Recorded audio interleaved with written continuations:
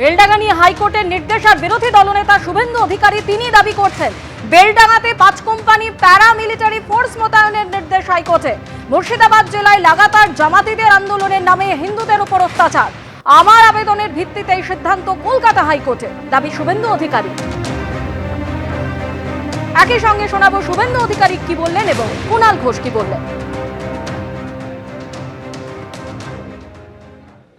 যে একটু আগে কলকাতা হাইকোর্টের ডিভিশন বেঞ্চ আমার অ্যাপ্লিকেশনের ভিত্তিতে বেলডাঙ্গাতে 5 কোম্পানি প্যারামিলিটারি ফোর্স ডিপ্লয় করার নির্দেশ দিয়েছে এবং তারা বলেছে ভারত সরকার যদি মনে করে এই দেশ বিরোধী শক্তির বিরুদ্ধে ব্যবস্থা নিতে এনআইএও করতে পারে। এবং মুর্শিদাবাদ জেলায় যে উপর্যুপরি লাগাতার এই জামাতিদের আন্দোলনের নামে হিন্দুদের উপর অত্যাচার, এর বিরুদ্ধে হাইকোর্ট কঠিন এবং কঠোর ব্যবস্থা নিয়েছেন। পরিষ্কার কথা, বেলডাঙ্গায় যেটা হয়েছে মানুষের ক্ষোভটা ছিল ন্যায্য ক্ষোভ, কারণ ওখানকার একটি ছেলেকে ভিন রাজ্যে পিটিয়ে মেরেছে বাংলা বলে। কিন্তু এই মানুষের ক্ষোভটাকে বিপথে চালিত করে অশান্তি করে বাংলার বদনাম করা, তৃণমূলকে বদনাম করা, এটা তৃণমূল বিরোধী শক্তি, বঙ্গ বিরোধী শক্তি করেছে, ধরাও পড়েছে একটা অন্য সংগঠনের, আপনারা দেখেছেন। তো ফলে পুলিশ প্রশাসন অত্যন্ত ঠান্ডা মাথায় সহিষ্ণুতার সঙ্গে সিচুয়েশন ট্যাকেল করেছে, পরিস্থিতি একদম স্বাভাবিক। কোর্ট সেটাই জানিয়ে দিয়েছেন যে আলাদা করে কেন্দ্রীয় বাহিনী দরকার নেই, যেখানে পেরেছে এনআইএ দিয়েছে। তো হলো কি, এনআইএটা তো দিনের শেষে তৃণমূল কংগ্রেসের কর্মীদের হয়রান করার জন্য ব্যবহার হয়। প্রধানমন্ত্রীর পরে এবার এ মাসেই সিঙ্গুরে মুখ্যমন্ত্রী মমতা বন্দ্যোপাধ্যায়। সিঙ্গুরে তিনি জনসভা করবেন। আর কি কর্মসূচি রয়েছে মুখ্যমন্ত্রীর, কথা বলবো। আমাদের সঙ্গে রয়েছেন আমাদের প্রতিনিধি আশাবুল হোসেন। আশাবুল, দেখো পাপিয়া, সবকিছু ঠিকঠাক থাকলে আগামী 28 তারিখে মুখ্যমন্ত্রী তিনি সিঙ্গুরে যাবেন এবং সিঙ্গুরে গিয়ে একদিকে যেমন তিনি রাজনৈতিক বার্তা দেবেন, রাজনৈতিক বক্তব্য রাখবেন রাজনৈতিক মঞ্চ থেকে, পাশাপাশি একটি সরকারি মঞ্চ থেকেও একগুচ্ছ প্রকল্পের শিলান্যাস, উদ্বোধন এবং বেশ কিছু পরিষেবা প্রদানের কথা রয়েছে মুখ্যমন্ত্রী। এবং একই মঞ্চে অভিষেক বন্দ্যোপাধ্যায়েরও উপস্থিত থাকার কথা রয়েছে। এবং তুমি জানো যে সিঙ্গুর নতুন করে একটা বড় ইস্যু হয়ে উঠেছে, যে সিঙ্গুর আন্দোলনকে হাতিয়ার করে মমতা বন্দ্যোপাধ্যায় ক্ষমতা এসেছিলেন। সেই সিঙ্গুরকেই বিরোধীরা মমতা বন্দ্যোপাধ্যায়ের বিরুদ্ধে পাল্টা হাতিয়ার করতে চাইছে এবং বিজেপি পক্ষ থেকে প্রধানমন্ত্রীকে দিয়ে সভা করানো হয়েছে এবং শিল্পের স্বপ্ন একটা জাগিয়ে তোলা হয়েছিল এলাকাবাসীর মনে, কিন্তু প্রধানমন্ত্রীর তরফ থেকে শিল্প নিয়ে কোনো বার্তা দেওয়া হয়নি। ফলে এলাকার মানুষ তারা যথেষ্টই আশাহত।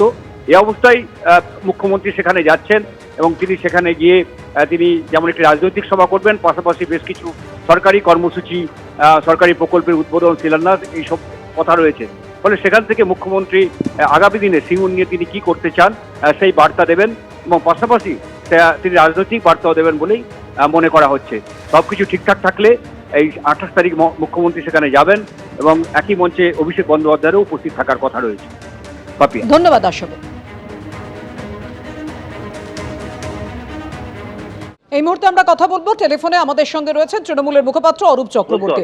অরূপ, আজকে শুভেন্দু অধিকারী বলছেন সিঙ্গুরে তৃণমূল না পেরেছে কারখানা করতে, না পেরেছে শিল্প করতে, না পেরেছে কৃষি করতে, একমাত্র সিঙ্গুরে কারখানা সম্ভব হবে যদি বিজেপি ক্ষমতায় আসে এবং টাটাদের ফেরাবে বিজেপি।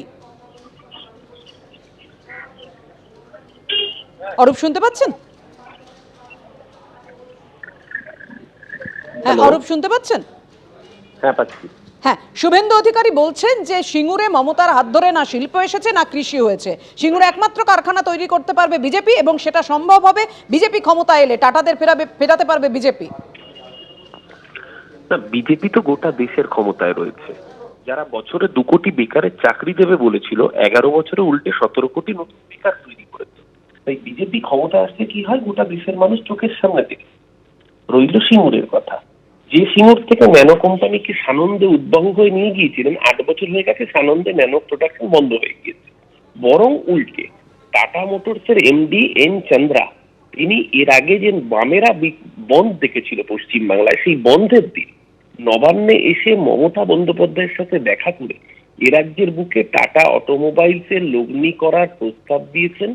মমতা বন্দ্যোপাধ্যায় রাজ্যের ল্যান্ড ব্যাংককে নির্দেশ দিয়েছেন যে গরিব কৃষকের জোর করে দখল করা জমি নয়, রাজ্যের যে ল্যান্ড ব্যাংক রয়েছে সেখানে টাটা অটোমোবাইল ইন্ডাস্ট্রি তৈরি করার জন্য রাজ্য তাকে সহযোগিতা করবে। 2011 সালে যখন বামেরা ছিল, টিসিএস এর মোট কর্মী সংখ্যা ছিল সেক্টর 5-এ 12,000। আজকে টিসিএস এর মোট কর্মী সংখ্যা হয়েছে 51,000। টাটা মেটালিক জামশেদপুর থেকে নতুন ফ্যাক্টরি ইউনিট তুলে নিয়ে এসছে খড়গপুর, এখন খড়গপুর তাদের মেন ইউনিট। এলএনটি ইনফোটেক থেকে মাইন্ডট্রি, একের পর এক তথ্য প্রযুক্তি সংস্থা পশ্চিমবঙ্গে এসছে, হই হই করে ছেলেমেয়েরা কাজ করছে। ইস্টার্ন ইন্ডিয়ার সবচেয়ে বড় ক্যাম্পাস ইনফোসিস স্থাপন করেছে আমাদের রাজারহাটে। স্বাভাবিকভাবেই শিল্পে বাংলা ঘুরে দাঁড়িয়েছে। তার সাথে সাথে এমএসএমইতে সারা দেশের মধ্যে বাংলা সবার আগে, এটা নরেন্দ্র মোদীর সরকারের স্ট্যাটিস্টিক। শুভেন্দু অধিকারীর সমস্যা হচ্ছে, শুভেন্দু অধিকারী সেদিনকে টাটা বিরোধী আন্দোলনে ছিলেন। আমাদের লড়াই যদিও টাটা বিরোধী ছিল না, আমাদের লড়াই ছিল সিপিএম এর গায়ের জোরে কৃষি জমি দখল করার বিরুদ্ধে। এবং সুপ্রিম কোর্ট রায় দিয়ে, ঐতিহাসিক রায় দিয়ে বলেছিল যে তৃণমূলের আন্দোলন একেবারে সঠিক ছিল, জমি অধিগ্রহণ পদ্ধতিটাই অবৈধ ছিল। যেই রাজ্য সরকার শিল্প বান্ধব পরিবেশ তৈরি করেছে, কিন্তু তার জন্য গরিব কৃষককে গুলিয়ে করতে হয়নি, কৃষকের পেটে লাথিও মারতে হয়নি। শুভেন্দু অধিকারীর স্বপ্ন চিরকাল স্বপ্ন থেকে যাবে। যারা বাংলা ভাষায় কথা বলতে অত্যাচার করে, যারা বাঙালিকে দেখলে বাংলাদেশি বলে দাগিয়ে দেয়, যারা এসআইআর এর হয়রানির লাইনে দাঁড় করায়, বাংলার মানুষ তাদেরকে বঙ্গোপসাগরে নিক্ষিপ্ত করবে 2026-এর নির্বাচনে। ধন্যবাদ অরূপ। বেলডাঙ্গায় অশান্তির ঘটনায় গ্রেপ্তার করা হলো আরো 5 জনকে। বেলডাঙ্গার অশান্তির ঘটনা এই নিয়ে ধৃত বেড়ে দাঁড়ালো 36 জন। ধৃত 5 জনের মধ্যে 3 জনকে হেফাজতে চায় পুলিশ। ঝাড়খণ্ডে পরিযায়ী শ্রমিকের মৃত্যুতে 2 দিন ধরে তাণ্ডব চলে বেলডাঙ্গায়। বেলডাঙ্গায় তাণ্ডবের ঘটনায় ধৃত বেড়ে 36।